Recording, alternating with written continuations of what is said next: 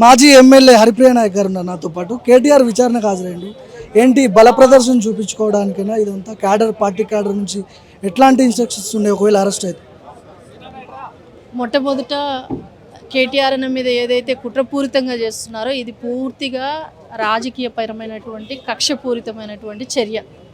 ఈరోజు ఇక్కడ వచ్చినటువంటి ప్రతి కార్యకర్త ప్రతి ఒక్కరూ కూడా బీఆర్ఎస్ పార్టీ కార్యకర్త కేటీఆర్ అన్న మీద అభిమానంతో వచ్చిన వాళ్ళే తప్ప బల ప్రదర్శన కోసమో ఇంకొకటి కోసమో కాదు. అలాగే ఒకవేళ గనక ఏదైతే అంటున్నారో మీరు ఏదైతే ఫార్ములా ఈ దాంట్లో నేరం మోపుతా ఉన్నారో ఇప్పటి వరకు ఎలాంటి ఆధారాలు ఇవి ఉన్నాయి అనేసి ఈ రోజు వరకు కూడా ఎన్నిసార్లు విచారణ చేసినా కూడా ఈ ఆధారం ఉందనేసి ఇప్పటి వరకు బయట పెట్టింది లేదు. కాబట్టి ఎట్టి పరిస్థితుల్లో కూడా దేనికైనా మేము సిద్ధమే. ఏదైతే రామన్న మీద నేరం మోపుతా ఉన్నారో విచారణకు ఆయన పూర్తిగా సహకరిస్తూ ఉన్నారు. ఎన్నిసార్లు రమ్మన్నా కూడా వస్తానని ఆయనే చెప్తా ఉన్నారు. కాకపోతే బీఆర్ఎస్ శ్రేణులు మేమంతరం కూడా దేనికైనా సిద్ధంగానే ఉన్నాము. ఖచ్చితంగా అందరం కలిసికట్టుగానే పోరాడతాం.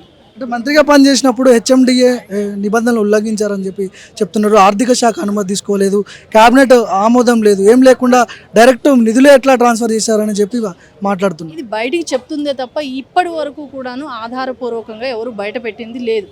ఒకటి ఏంటి అనేసి అంటే ఈరోజు ఫార్ములా ఈ తర్వాత హైదరాబాద్ ఖ్యాతి అనేది ఇంకా పెరిగిందే తప్ప ఎక్కడ తగ్గలేదు.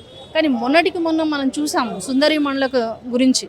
అక్కడ మరి కాంగ్రెస్ నాయకులు చేసింది వాళ్ళు ఓపెన్గానే చెప్పారు.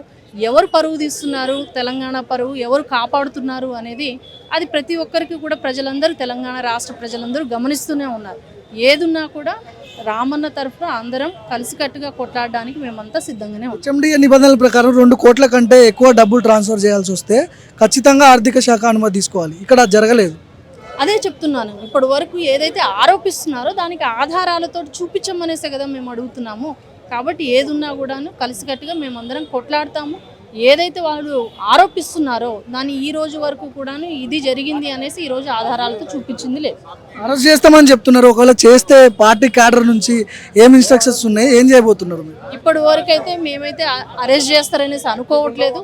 అలాంటి ఇన్స్ట్రక్షన్స్ అయితే మాకేమీ లేవు. ఖచ్చితంగా అటువంటి పరిస్థితి వస్తే అందరం కలిసికట్టుగానే ఉంటాం. ఫోన్ ట్యాపింగ్ కేసులో కేసీఆర్కు నోటీసులు ఇచ్చారు, ఈ రేసులో కేటీఆర్కు నోటీసులు ఇచ్చారు. ఇవన్నీ చూస్తుంటే ఏమనిపిస్తుంది మీకు? అసలు మొదటి నుంచి కూడాను రేవంత్ రెడ్డి గారు సీఎంగా అయిన దగ్గర నుంచి బీఆర్ఎస్ పార్టీ మీద, ముఖ్యంగా కేసీఆర్ గారి మీద, కేటీఆర్ గారి మీద, హరీష్ రావు గారి మీద కూడాను ఇది పూర్తిగా రాజకీయపరమైనటువంటి కక్షపూరితమైనటువంటి చర్య తప్ప ఉద్దేశపూర్వకంగా కావాలని ఇబ్బందులు పెడుతున్నారే తప్ప ఎక్కడ దేనికి కూడా ఎటువంటి ఆధారాలు. గతంలో పిసిసి అధ్యక్షుడిగా రేవంత్ రెడ్డి ఉన్నప్పుడు జైల్లో పెట్టారు, చర్యకి ప్రతి చర్య ఉంటుందని మాట్లాడుకుంటారు. అందులో భాగంగానే ఇట్లాంటి విచారణలు కేసులు నడుస్తున్నాయి అనుకోవచ్చు. గతంలో జైల్లో పెట్టారు ఆనాడు రేవంత్ రెడ్డి గారిని అంటే ఏ సందర్భంలో పెట్టారు, ఏంటిది, బయట ఎందుకు పెట్టారు అనేది అవి పూర్తిగా అందరి ఫోన్లలో ఉన్నాయి, అందరి దగ్గర ఉన్నటువంటి ఫోటోలే.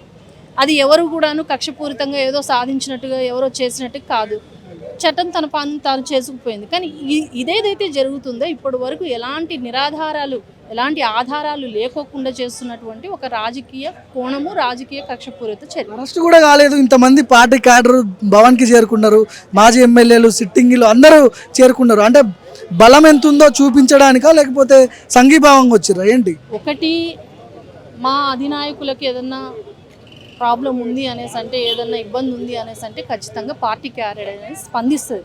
ఈరోజు బల నిరూపణ కోసం కాదు, సంఘీభావంగా ప్రతి ఒక్కరం మేము ఉన్నామన్నా మీ వెంట అనేసి చెప్పడానికి ఇంతమంది క్యాడర్ ఈరోజు బయలుదేరి వచ్చినమే తప్ప బల ప్రదర్శన కోసం ఎట్టి పరిస్థితిలో కాదు.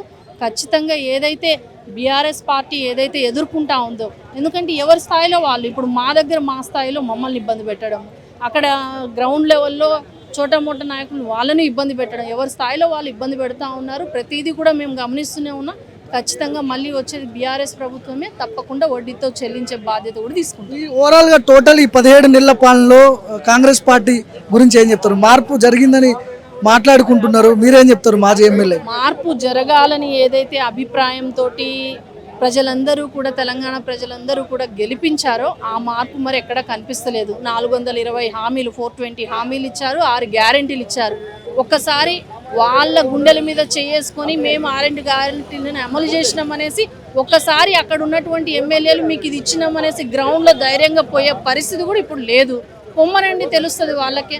ఏదన్నా ఉంటే బెదిరించడాలు, మీకు అది రాదు ఇది రాదు, ఎలక్షన్లో ఓటేయకపోతే మీకు ఇల్లు రావను, ఇంకొకటి రావని బెదిరించడాలే తప్ప ఖచ్చితంగా మేము 6 గ్యారంటీలను అమలు చేసినాము, 420 హామీలు ఏదైతే ఇచ్చినామో అది చేసినాము అనేసి గుండెల మీద చేసుకొని జనాల్లోకి పొమ్మని చెప్పండి, అప్పుడు తెలుస్తుంది.